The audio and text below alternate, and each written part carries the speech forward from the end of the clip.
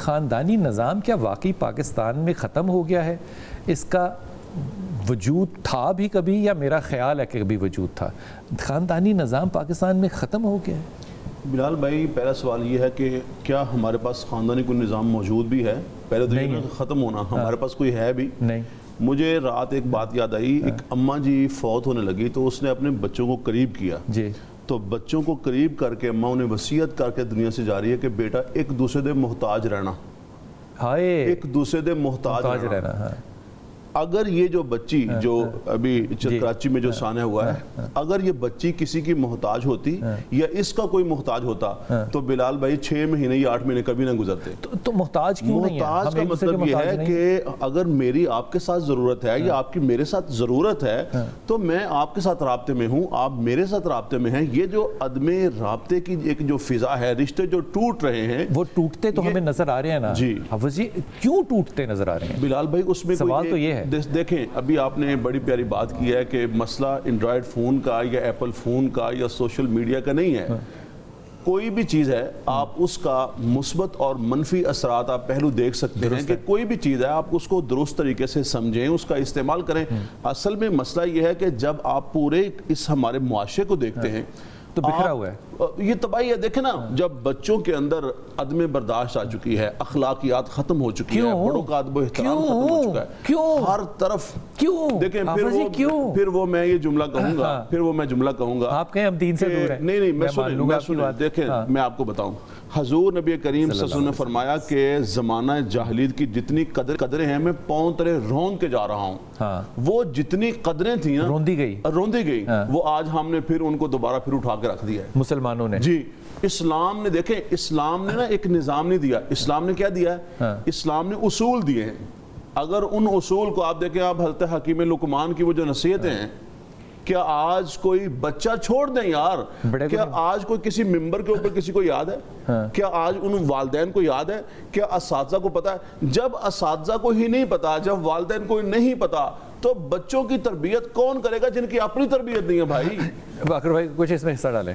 بسم اللہ الرحمن الرحیم۔ یہ بات پہلے تو یہ بتا دیں کہ یہ ٹھیک ہے کہ ہم خاندانی طور پہ نظام میں ٹوٹ چکے ہوئے ہیں؟ اپنے میں عرض یہ کروں گا کہ اگر ہم اپنا معاشرہ دیکھیں، دین شریعت کو ایک طرف رکھ کر بھی ہماری جو خود اپنی مشرقی اقدار ہیں وہی بہت خوبصورت ہے۔ ہاں، تین کو چھوڑ بھی دیں، جی ان کو چھوڑ بھی دیں، یعنی ہم جس معاشرے میں رہتے ہیں اپنی ان مشرقی روایات اقدار سے وابستہ رہیں تو پھر بھی معاشرہ بہت خوبصورت ہے۔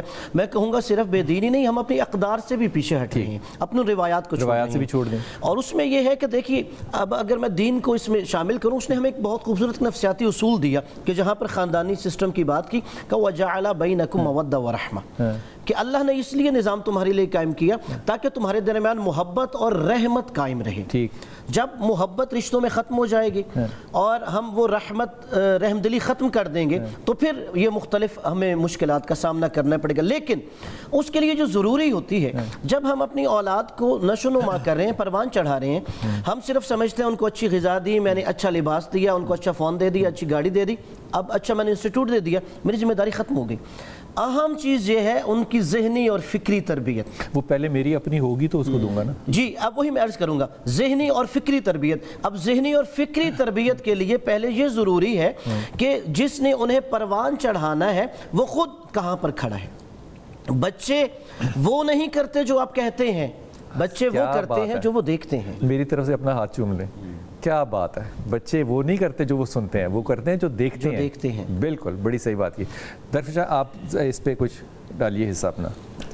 جی بہت شکریہ، اس موضوع پہ بات کرنے کا موقع مل رہا ہے، اور سچ بات تو یہ ہے کہ عائشہ خان صاحبہ کی ڈیتھ یا حمیرہ میری بہن جیسی تھیں، ان کی جو رحلت اور اس کے بعد کے مختلف نیوز میں حالات سامنے آئے، قوم کو ننگا کر دیا لوگوں نے، ہم کھل کے آ گئے ہیں سامنے کہ this is what we are۔ جی بالکل بالکل، یہ ہیں ہم۔ لیکن ابھی جو آپ نے سوال کیا نا کہ کیا بالکل ختم ہو چکا ہے، تو میں بس آپ سے یہ کہنا چاہ رہی تھی کہ جب یہ دو نیوز نظروں سے گزری، کیونکہ اب سوشل میڈیا پہ ہر چیز آ جاتی ہے، تو ایک تو وہ شیر ذہن میں ابھرا، ہوش کر ناداں کہ قیامت آنے والی ہے, تیری بربادیوں کے چرچے ہیں آسمانوں میں. یعنی بربادیوں کا سامان تیار ہو چکا اور ہمارے گھروں کی دہلیز پر پہنچ چکا, اور اس کے نتیجے میں اب اتنی افسوسناک صورتحال سامنے آ رہی ہے.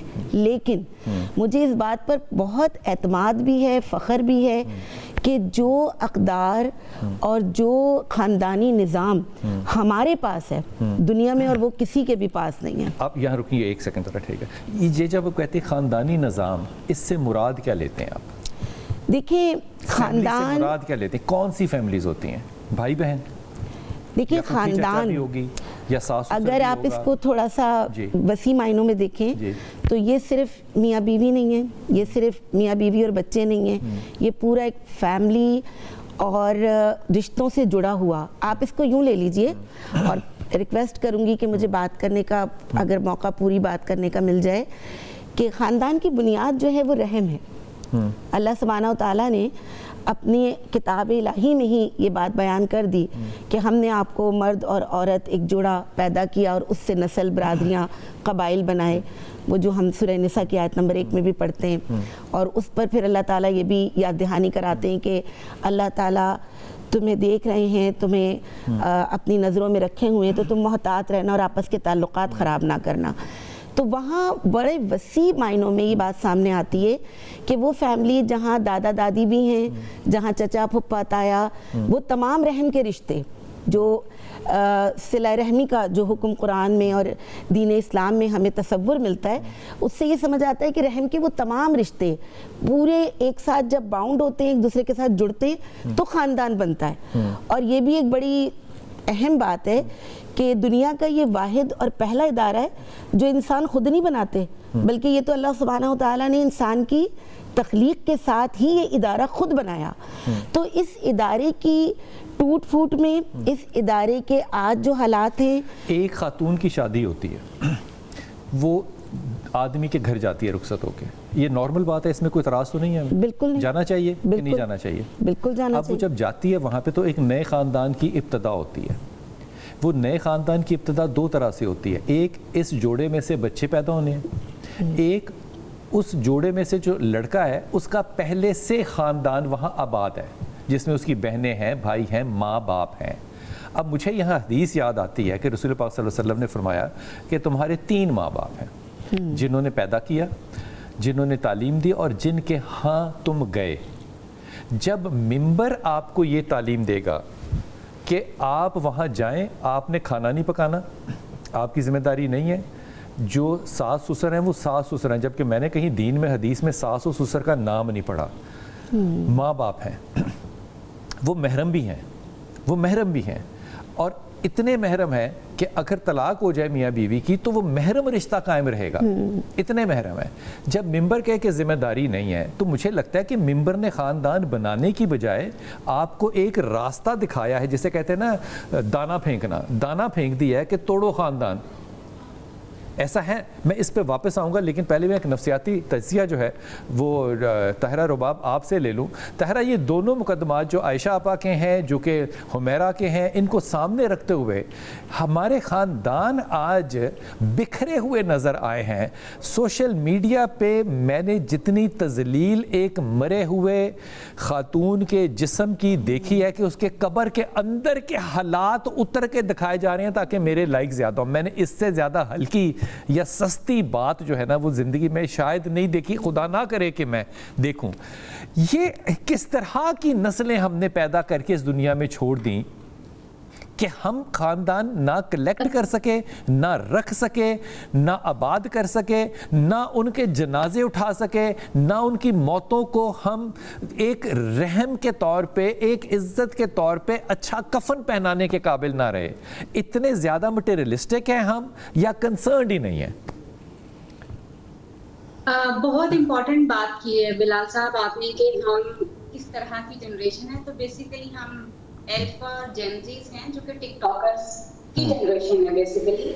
تو جہاں پہ جس نیشن کی یا جس جنریشن کی جو تربیت ہے وہ اے آئی کر رہا ہوگا, اور استادوں کی ضرورت صرف اس لیے ہوگی کہ ان کو ڈگری چاہیے ویلیڈیٹڈ، اور ماں باپ کی ضرورت صرف اس لیے ہوگی کہ وہ تھوڑا خرچے اٹھا لیں گے، تو وہاں پہ پھر اس طرح کے واقعات جو ہیں بہت زیادہ نظر آئیں گے. سو بیسیکلی ہماری ذہنی تربیت جو ہونی چاہیے، جو پرسنالٹی بلڈنگ جو ہونی چاہیے، وہ ٹک ٹاکرز کے ہاتھوں ہو رہی ہے بیسیکلی.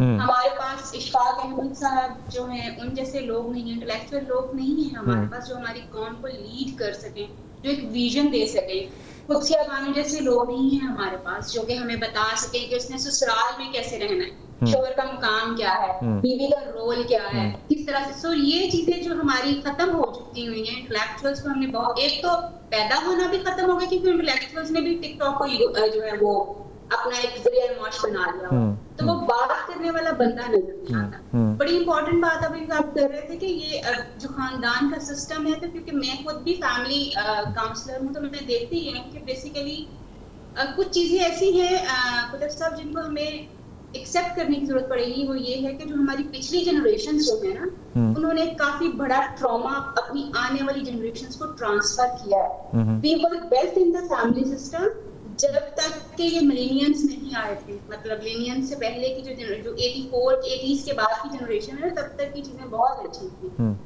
اس کے بعد کے جو ٹراماز ہیں نا، آپ دیکھیں پوری دنیا جتنے بھی مسلم کنٹریز ہیں، ایون افریقن کنٹریز ہیں، وہاں پہ فیملی سسٹم کو فالو کیا جاتا ہے اور ان کا فیملی سسٹم بہت اسٹرانگ فیملی سسٹم ہے، مگر وہاں پہ کچھ سیٹ رولز ہیں چیزوں کے.